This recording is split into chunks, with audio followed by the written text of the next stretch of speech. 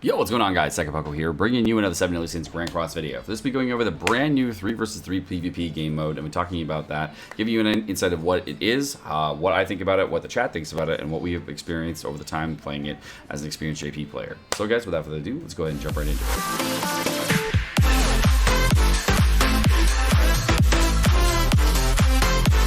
Okay, so the new PvP game mode requires a bunch of things. So first off, you get a total of 3 different teams, and each of those teams cannot have any shared characters. That includes association characters. It also includes variations of association characters. So like, for example, if I was to use, say, Gother on a team, I cannot use King as an association if I use King as association on the first team. That means I cannot use any variation of King either, so I can't use a red King or a green King as an association.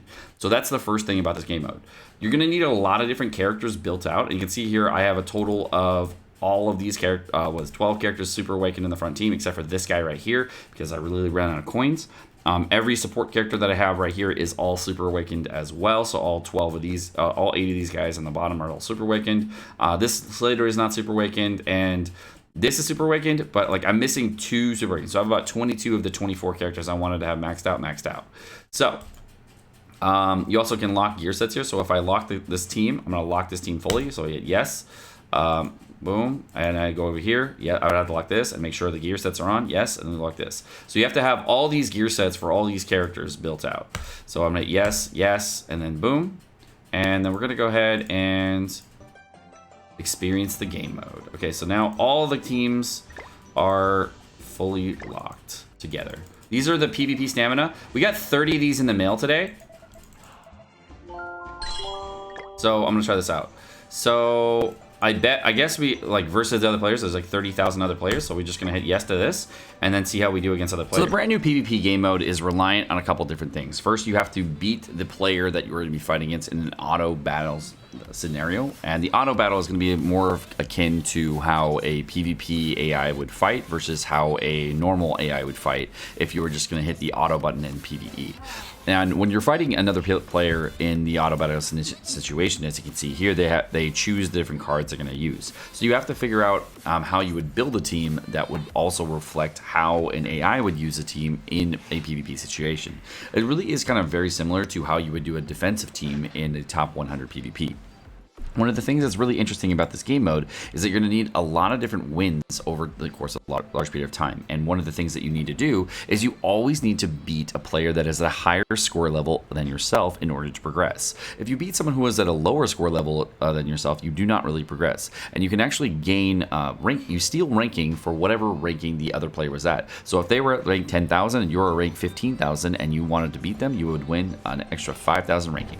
All right, cool. Now that I've won that round, he's now gone down to 24,000. I beat him. I'm now at 21,000 ranking, and then I just hit refresh again and then go for a higher ranking, I guess.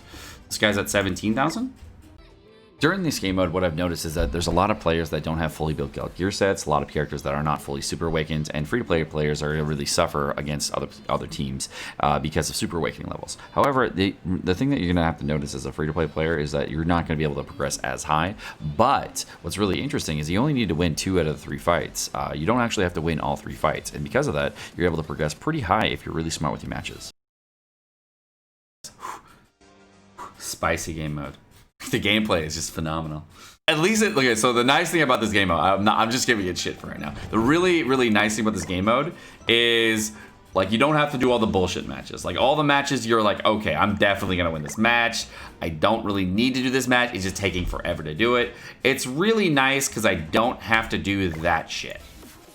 What I have noticed against a lot of the players in the top 10,000 bracket is that many players do not have super awakening levels on their characters. And because of that, it's actually going to be really interesting to see how well certain teams fight against other teams. And because a lot of people do not have super awakening characters on many of their characters, because of the lack of XP, as I was talking about in my previous video about super awakenings, I mentioned that there was actually a major issue with the amount of XP, and this video clearly is showing that many players suffer from that issue. It's more of a fatigue of not having enough resources versus enough duplicates.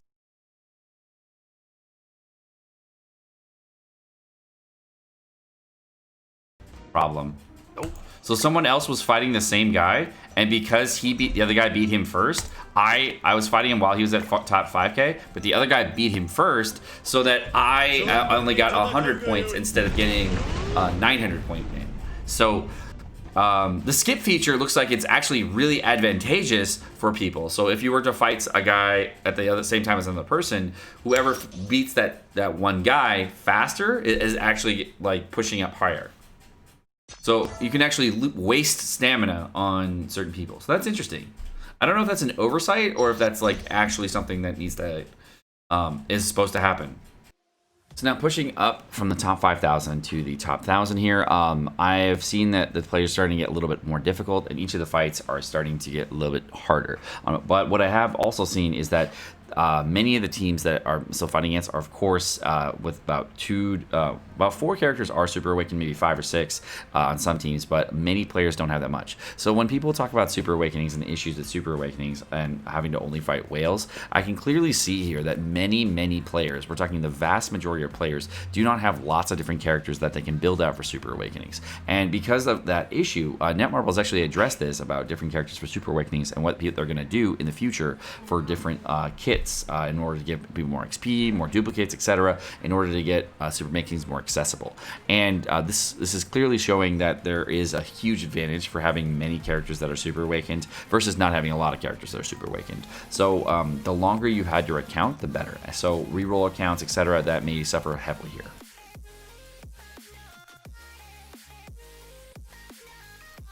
All right, top 1,000. This guy's gonna be way easier to fight, and this guy's at 628. So this is like a perfect example right here of like choosing in your fight.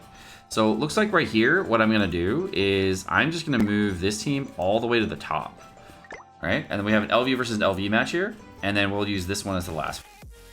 So the rest of these matches, I'm starting to see a difficulty ramp, and many players have more and more Super Awakened characters, and in the top 1,000 players, that's usually the case. But what I've also seen is that at the start of this, we had about 30,000 players on the Japanese version that had started, actually logged in, and it was about, I think 35,000 it was when we first started for all the matches that we're going to be doing today. And because there was about 35,000 players, I can see that there's probably going to be a lot more than that that are doing PvP in this game mode. It's about how many players have actually beaten a certain chapter, so the amount of players is probably going to be much larger than I've actually anticipated. And if they're going to be progressing really high in this PvP mode, they're going to be really strong. But the fact there's only 1,000 players is actually very interesting to me as well.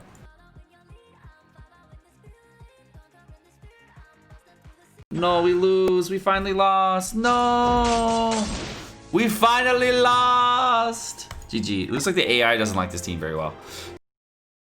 So now in the final push of this game mode for my initial segment on here, well, as I started the stream, I've been pushing all day. This only took about an hour so far. So we were about almost an hour into the recording at this point, and it didn't really take that long to get all these matches done. Figure about how long it would take to do 30 normal PvP matches. That would be a ridiculous amount of time. And I think a lot of that time was soaked up with loading screens as well as hitches because of BlueStacks. But I bet it would actually be a lot smoother, about twice as fast on my phone. So I'm really interested in this new game mode because of how fast it goes, and what you get out of it is really large. And I'll be going over the reward schema in just a little bit here too. Okay, so we're on our final fight, and it looks like we're gonna have a top 300. We'll go for the highest bracketed player we can, and hopefully we win. And I'll do this one not on skip. So it looks like there's an Esterosa fight first, then there's an LV fight, and then finally a Pierce fight. So what I'll do here is I'm gonna switch out here, and we can watch the LV fight, and then we can watch, we'll probably skip this one because it's instant loss, and then we'll go to this one.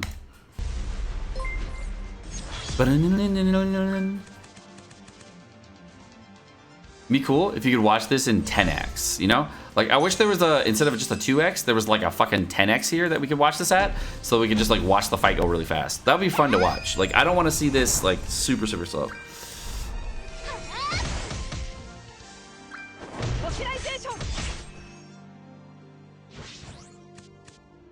Okay.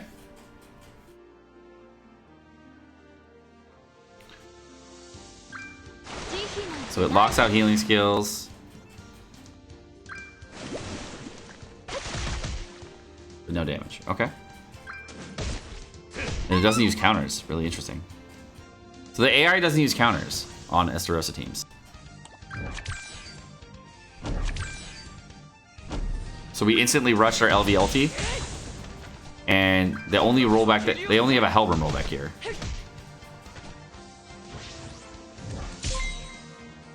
It's a good team though, with Estarossa and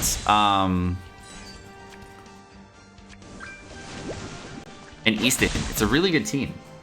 I can see this being a very, very annoying team for people to fight in general. Let's see, does he get, because he has ulti rollbacks here. So we got the shield, we get that and that. So because we have the shield, and we're rushing the ulti here. Ooh. He's still gonna be able to roll me back though. But we got the Liz ulti, so I think it's gonna just go for 2 Hellbrim abilities here. Oh, it went for 1. It went for a Petrify. A rollback and a Petrify.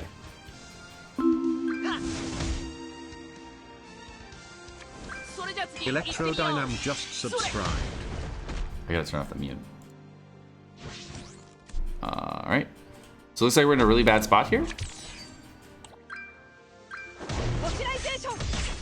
But I think it's gonna do an ulti here, right? Or is it gonna do an ult rollback or an ulti? What do you think? So it did an ult rollback. Damn, yeah, it's smart. But it looks like the ulti level is really low in the Easton. And the only one that could possibly kill here, I think, would be Liz. Because Hellbrim ulti's gonna be... Didn't even kill. Wow. Took 2 ultis, didn't I? This is a really good team. I like this team. The one he's using. But we still win this fight because we got LD. And he didn't kill with his ultis. But the Estarossa Easton team, that's really smart. And running with Hellbrim for ulti rollback, that's a very good team. If that team had ultis, he would definitely won. So I might check into that team. We got Gallon last, which is fine.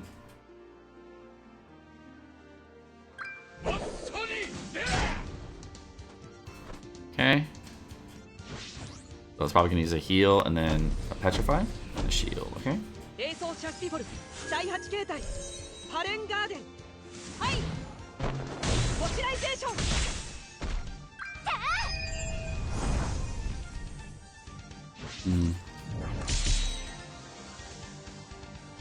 This is kind of cool.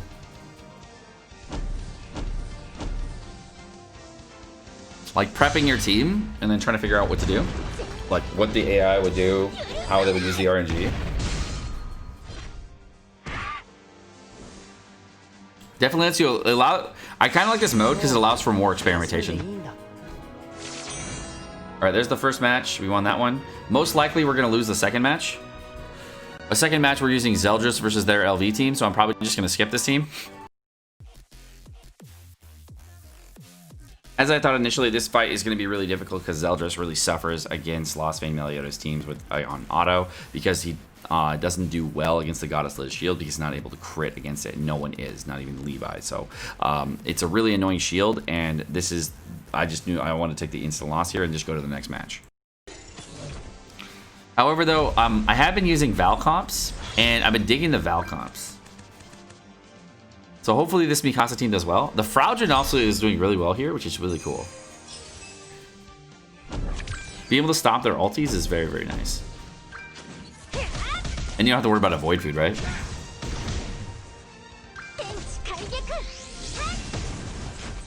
Okay, we got attack skills down on everybody. Looks like they don't have a cleanse either, so that's cool. It's nice that you can also see the AI's cards. So like the entire time you can watch the AI's cards. And they do some weird attack moves.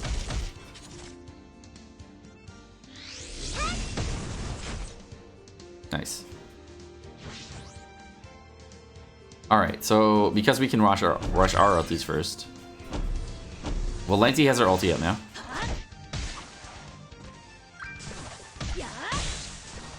Okay.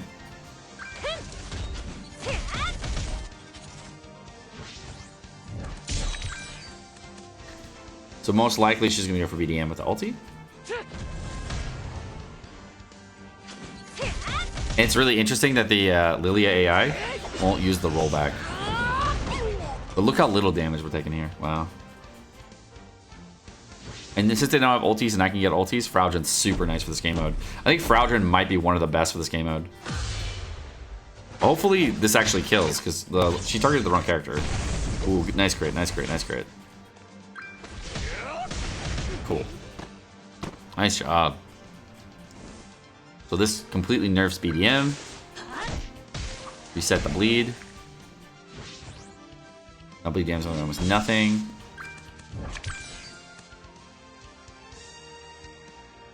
So I think what it'll do, it'll probably use the Mikasa card here.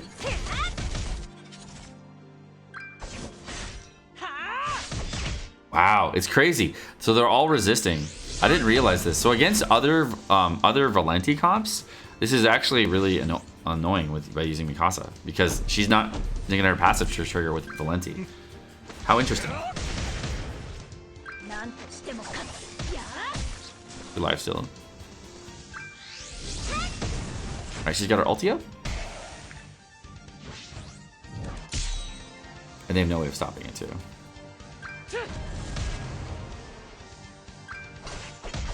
Alright, that one did damage. She resisted. Hilarious.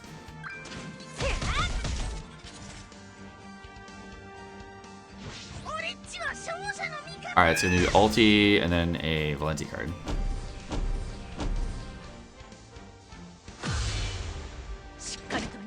Do it. Nice. I think we might get close. No, this won't kill.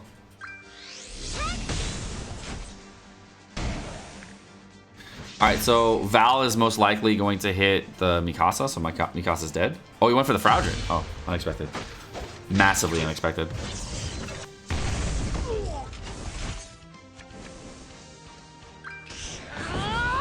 XW.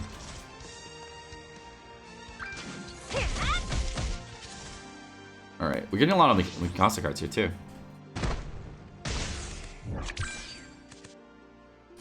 A buff, maybe? Wow, it did a buff. It did a Gil Thunder card. Unexpected. Alright, good job, Val.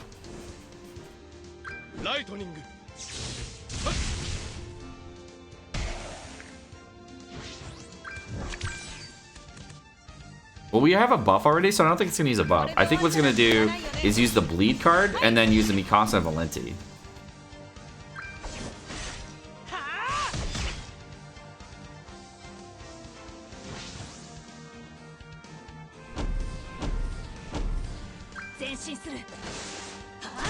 Wow, that's some big damage.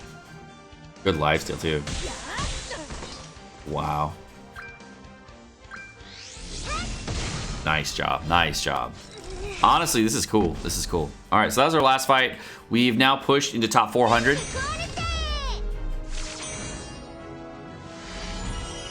All right, so I stopped playing for a few hours and I went down 654 ranks. So what I'm gonna do now is I'm switching out my team and I'm gonna see if I can move all the way up to rank 300. Because I lost a ton of ranks, right? But if I can just push back up real quick within one match, I can go all the way up to like rank 300. But I lost 200 ranks because I stopped playing for a few hours. It's kind of a nice having this PvP mode because like you're already doing a ton of matches already to the other the other types of modes. You're doing gearless PvP, geared PvP, trying to farm coin food, hop 100 PvP, like all that. And then having a different stamina bracket for this is cool. And then the fact that you're kind of limited on the amount of matches you can do is also kind of cool. But it's every 10 hours instead of every 5, which is also more manageable. Cool. So now I'm ranked 270 on JP, and I gotta try to push up again. I think I'll be able to keep pushing pretty simple, like, kind of like this, just like making sure I fight the counter matches. But from this point up, I'm gonna be fighting a lot of people that I know. There's Joker. I know this guy. There's Saku. I know this player. I've played him in top 100 a lot. It's annoying. I don't know any of the Japanese names. I don't see the guild names I know. This guy, Rin from YOLO, I've seen before a bunch of times too. But now I just gotta fight the top 100 contender players that I usually have to fight, and I'll see how I can get. So one of the reasons I like this mode is I've been playing this game right now for 10 fucking hours straight, and I played this mode in that 10 hours, and I haven't even gotten through the story mode. I haven't gotten to any of the story mode stuff. I haven't done any of the things I needed to do. I've done PvP. I've done PvE stuff. I have done tons of content. I haven't even touched the guild boss stuff. I didn't even do my training dungeon yet. I've been playing the entire day, 10 hours straight, and I have not beaten all the content that I can do in a day. So I like this mode. It's really convenient for me because I can have fun with it and play with it, because I already have so much to do in one day, and I haven't really focused on global at all. I did some like minor raid stuff on the side and some minor dailies, but like this mode's pretty cool. It's like really low key. It's fun because you have to like think about team compositions and trying everything's out, but otherwise I really like it. It's fun. The thing that I think is the most difficult of this mode for a lot of players, though, I think is going to be the gear selection. I think that when you're going through the gear selection, like I went through the process, it took me about 45 minutes to get everything on the right characters, all the team set up, get everything all done, and get all the super awakened characters I wanted, all the things I needed, all the support units built out, all that, and like get every character's like gear set up on the right characters. It took about 45 minutes to get all that done. But I only got to do that once a week, and seeing how now I know exactly what characters put gear on for this mode, and then try everything out. I know what teams I like and didn't like. This is like I like my first two teams. My third team, I'm not really the biggest fan of. I'm probably not going to use Easton again. I probably use her as like a support unit or something like that, but I probably won't use her again in this mode because I really just don't like her kit for this mode. She's really just not a good character in my opinion for this particular game mode because of how she works. What makes her good in normal PvP is that you rank up the Easton and go when you go first and then dominate the enemy team.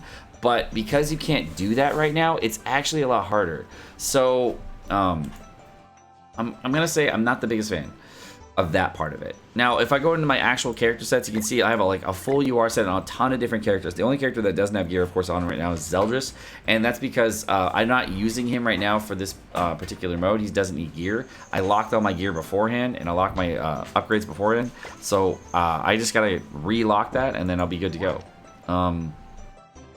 But overall, it's a very cool mode, very fun, and I'm down to try it some more. On Disman's.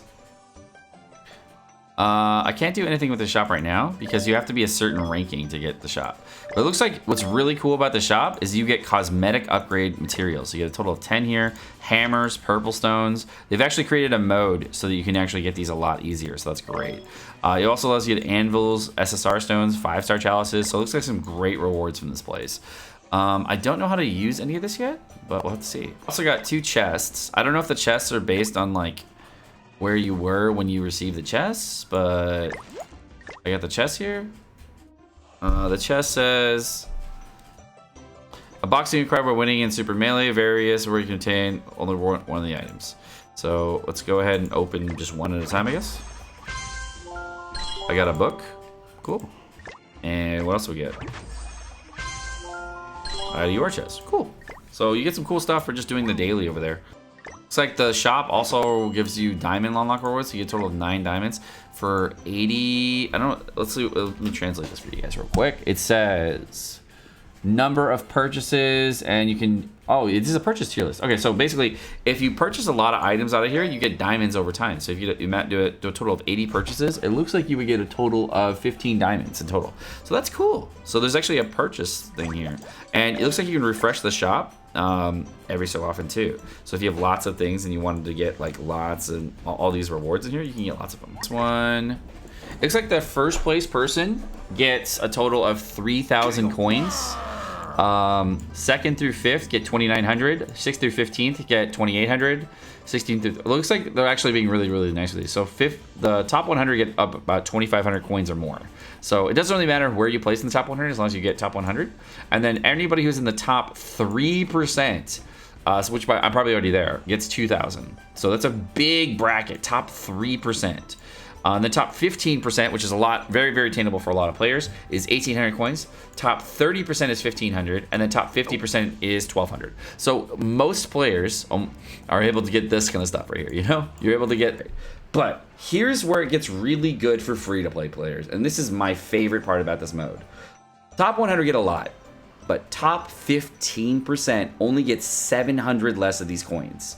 Which means that if you're a free-to-play player and you're in the top 15%, you've been trying really hard every single week, you are going to get a ridiculous amount of stuff for trying very little hard difficulty. You barely have to try that hard. Also, One of the things that many people may not like about this mode is the amount of gear sets that you may need. And many people have brought up, oh, I don't have 24 gear sets. Well, you really only need 12. Because that's your main team, right? And then you just need, like, common gear and some other bullshit for your associates, right? Which is stupid cheap, right? You don't need to go all in for your associations, right? Just saying. And if you're in the top 15% or 3%, it's pretty similar on coins. So you're free to play. This mode's pretty baller. And it limits you on the amount of matches. I don't think I can buy stamina here, so this is kind of cool. I'm definitely digging this new mode. It's fun, it's interesting, and there's not, like, it's not super intuitive right away. So what you're playing against is a really weird thing where you're actually playing against, instead of your ability to outplay an enemy, you're building against other team compositions and how they would normally fight against other people. And you're mainly building against, like, Pierce teams, ulti rush teams, you're building against crit teams, you're building against CC teams, debuff teams. There's a lot of different variations of things you can fight against, and it's just really interesting to see how many different kinds of teams there are that you can try to fight against. So we're ranked 445 right now. I'm kind of excited. I do want to try this out some more, and I do want to try to get some more games in, but I'm out of matches, and you can't buy any more stamina or anything like that, so I'm basically done with that. Alright guys, well, my name's Sekapoko. Thanks so much for watching. Hope you guys enjoyed this video. Guys, if you're new to the video, of course, like and subscribe, all the fun stuff. You guys have a great rest of your day. Peace.